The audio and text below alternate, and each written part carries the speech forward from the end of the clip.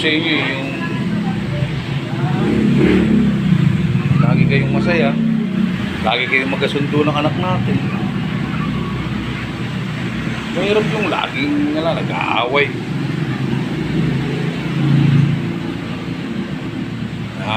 Apektuhan tuloy yung bata. Maganda yung lagi kayo nagbabanding. Yan ang importante. Hindi yung puro bangayan na lang. At tinan mo, ang sweet-sweet ng anak mo ngayon sa'yo. Di ba? Konting ano lang naman yun. Kung baga, kakausapin mo lang yung anak mo, mapapalapit na rin sa'yo yun. Tinan mo naman. Sweet na sweet kayo ngayon. Di ba? Maniniwala kayo sa sinasabi ko.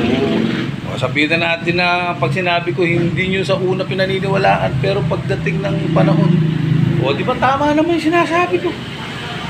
Ngayon ano nangyari? Sweet na sweet yung anak mo sa'yo. Di ba? Yun ang hinahanap ng bata. Hindi yung laging nakapunganga. Kailangan natin yung bilang isang magulang. Kailangan natin yun. Di ba? Kaya yung kapag yung nagagalit yung bata, amuin mo lang.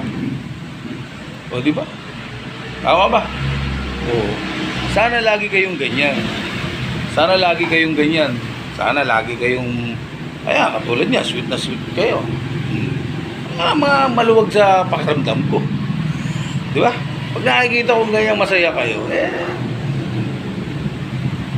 may kailangan joy. Di ba? Joyful, mga ganun. Pagka puro sad tayo, ano mangyayari? Sisira lang ang kalooban natin sa mga sad-sad na yun. Yun lang. Kailangan may joy. Laging may joy.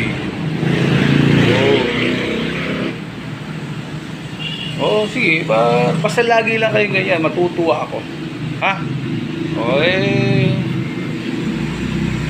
Tinan mo nga. Lagi nakahalik sa iyo yung anak mo.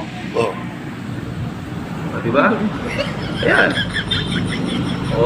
Tapos laging may joy. Para laging masaya. Diba? Ito nga. Sweet na sweet sa iyo yung bata ngayon. Gano'n lang yun. Kaya, huwag mo nang kagagalitan.